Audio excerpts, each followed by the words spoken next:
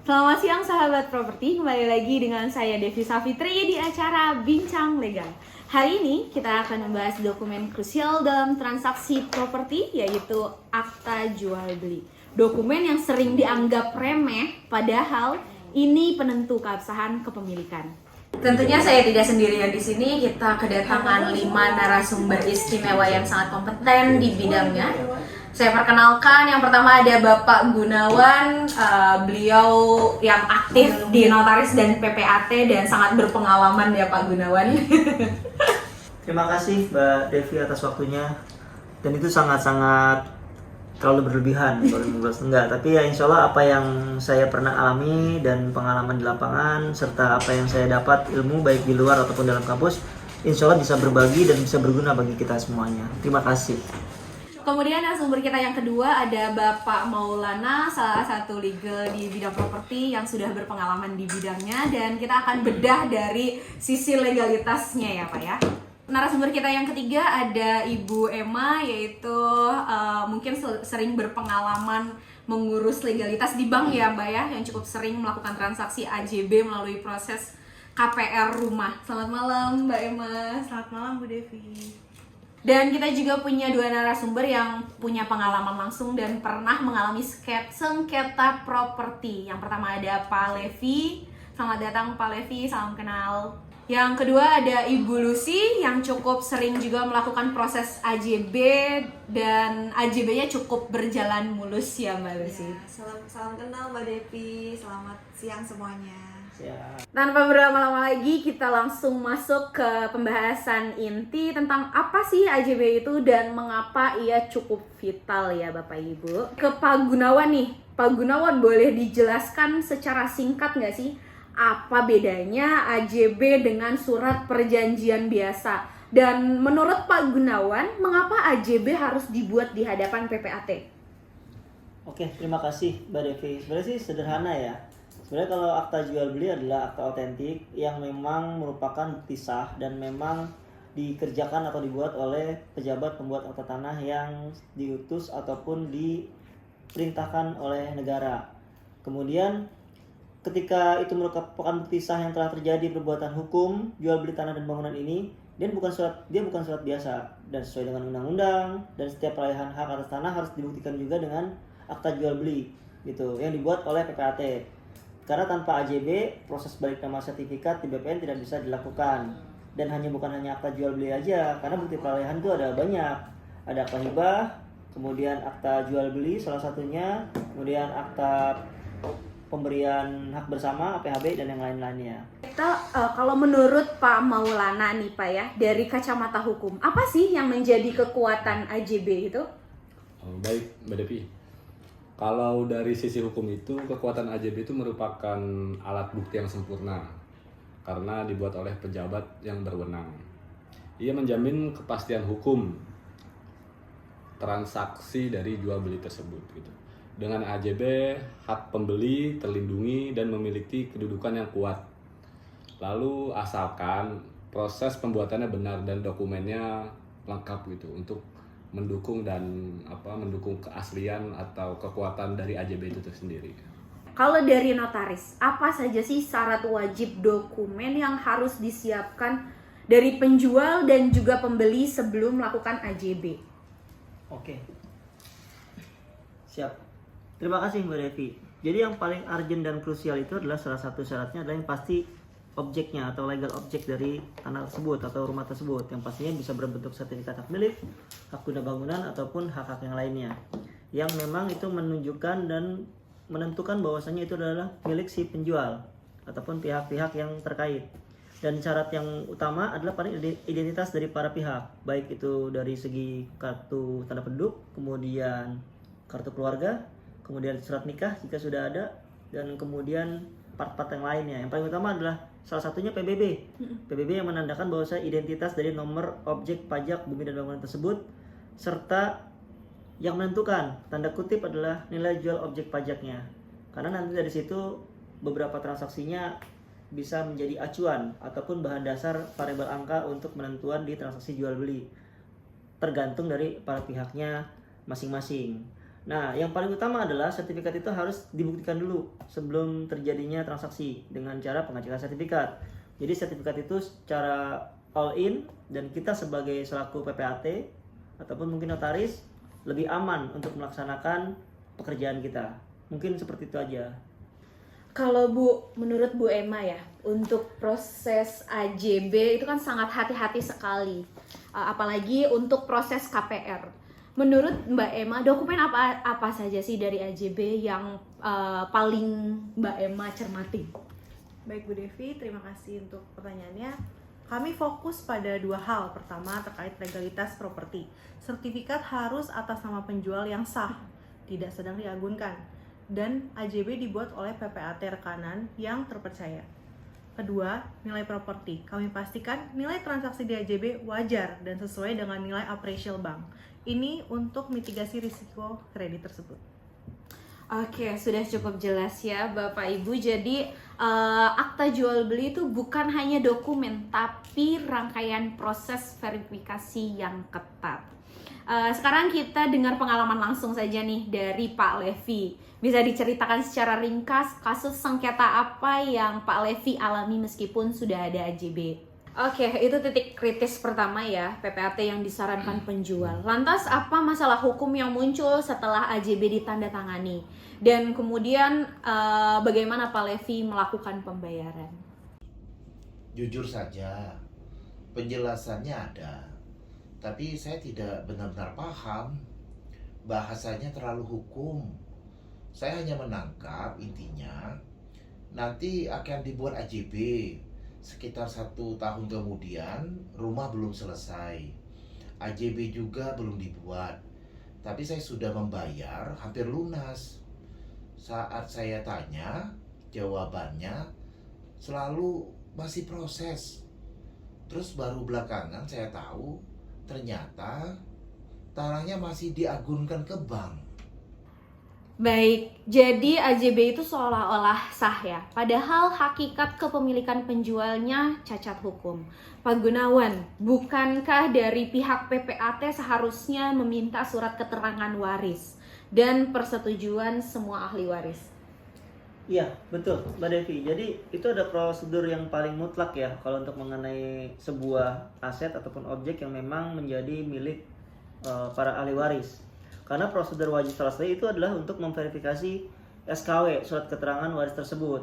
Dan dari sisi hukumnya, apa yang didapat dari notaris itu ya yang dikasih oleh para pihak yang terkait. Jadi semua pihak itu wajib tercantum namanya dalam surat keterangan waris.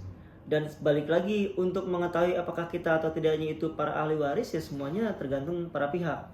Kita nggak mungkin mengecek hasil dari sertifikat waris ini benar sah atau tidak, kan gitu. Balik lagi kita hanya sebagai PPAT notaris yang bahwasanya ini clean gitu kan, bahwasanya ini ada, semuanya ada pejabat terkait yang menandatanganinya serta mengasahkannya, ya sudah. Tapi kalau untuk kasusnya beliau Pak Levi, dengan adanya hal tersebut ya maka sangat dimungkinkan sekali terjadinya lahan ataupun bahan sengketa gitu. Nah, itu balik lagi para pihaknya. Dan dari kita pihak notaris kan ada prosedur masing-masing. Jika terdapat itu AJB-nya bagaimana atau mau non litigasi atau seperti apa. Seperti itu aja sih. Oke, ini menimbulkan pertanyaan ya. Kalau dari sisi Pak Maulana nih Pak, apabila AJB sudah dibuat secara otentik, bagaimana status hukumnya Pak Levi? Apakah dia tidak punya perlindungan hukum sama sekali Pak? Baik, Mbak Devi. Untuk kasus Pak Levi itu tentu ya perlindungan pasti ada. Namun AJB itu bisa dibatalkan oleh pengadilan jika terbukti cacat substansial di dalamnya. Seperti kasus ahli waris yang tidak setuju atau objek tanahnya sengketa. Pak Levi di sini pembeli yang beritikat baik gitu. Secara hukum AJB yang batal akan mengembalikan posisi para pihak ke semula. Pembeli berhak atas uangnya dan properti kembali ke status awal. Masalahnya adalah menuntut pengembalian dana dari penjual yang tidak bertanggung jawab itu seringkali sulit dan memakan waktu tahunan di pengadilan. Jadi untuk mengembalikan atau mengurus prosesnya Pak Levi pasti membutuhkan waktu yang panjang gitu di pengadilan. Oke, setelah mendengar pengalaman pahit, kita alihkan fokus ke hal yang positif ya, ke Ibu Lucy.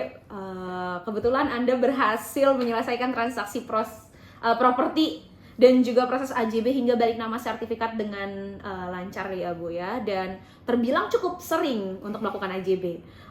Bisakah Ibu Lucy ceritakan apa langkah awal yang paling krusial yang Ibu Lucy lakukan sebelum Ibu Lucy memutuskan untuk membeli properti tersebut? Terima kasih atas pertanyaannya Mbak Devi. Langkah awal yang saya lakukan adalah melakukan verifikasi terhadap penjual, bukan hanya propertinya saja. Saya pastikan bahwa nama penjual sesuai dengan KTP, kartu keluarga, dan sertifikat hak milik yang tercantum di sana. Jika ada pasangan, saya pastikan surat nikahnya dan kehadiran pasangannya juga terjamin. Saya juga meminta penjual menunjukkan bukti lunas PBB selama beberapa tahun terakhir. Seperti itu.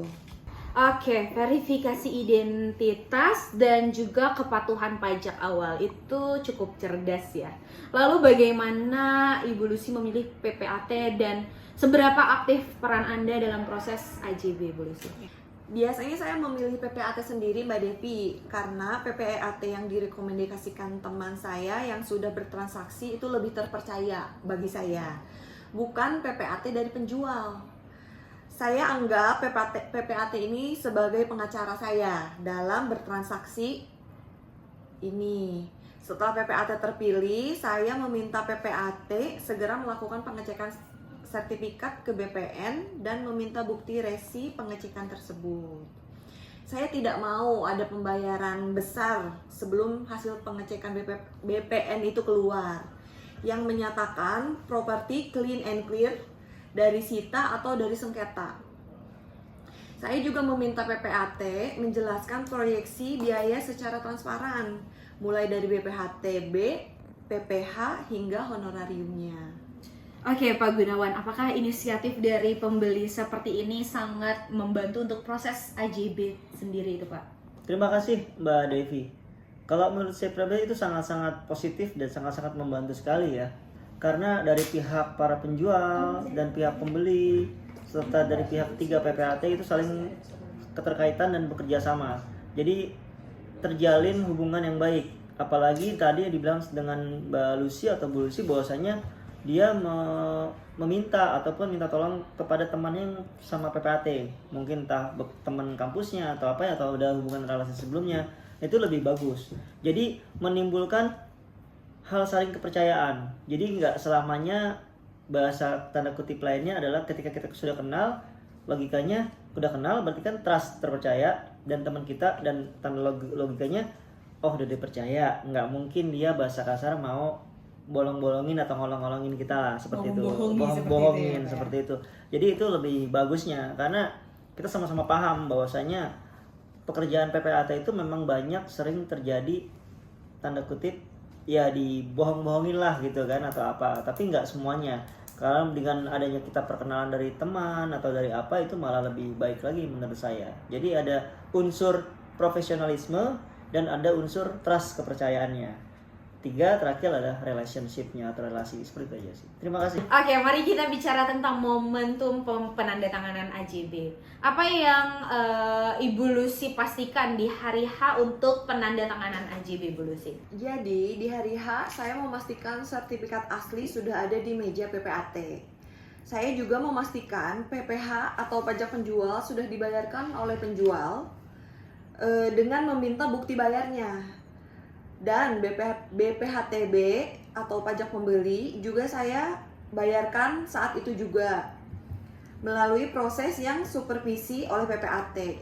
Kedua, saya membaca ulang draft AJB-nya dengan baik yang mencantumkan harga dan objek pajak yang sesuai syarat formil. Yang terakhir, saya memastikan seluruh proses dilakukan di hadapan PPAT dan dilaksanakan oleh 2 saksi sesuai peraturan. Seperti itu. Oke Pak Maulana, dari perspektif hukum nih, langkah-langkah yang dilakukan Bu Lucy tadi terutama tentang verifikasi pajak dan juga pengecekan sertifikat, apakah itu menjadi jaminan zero risk? Oke, pertanyaannya ya. Untuk zero risk, tentu ya resiko pasti ada ya. Baik di ke depan kan kita tidak tahu ya resiko apa gitu di masa depannya. Namun yang dilakukan Balusi ini sudah cukup baik gitu. Itu adalah bagian dari perlindungan maksimal ketika pengecekan BPN sudah clear dan pajak sudah tervalidasi, resiko cacat hukum pada properti menurun drastis. Proses AJB adalah pengesahan bahwa syarat formil dan material terpenuhi. Pembeli yang aktif seperti ini menunjukkan bahwa transaksi yang dilakukan dengan prinsip kehati-hatian yang tinggi atau prinsip prudence yang akan sangat menguntungkan posisinya jika terjadi sengketa di masa depan. Oke Bu Emma, sebagai lembaga yang harus mengurus akta jual beli dalam jumlah yang sangat besar, apa indikasi Bu Emma dalam menilai sebuah transaksi properti itu disebut sebagai aman?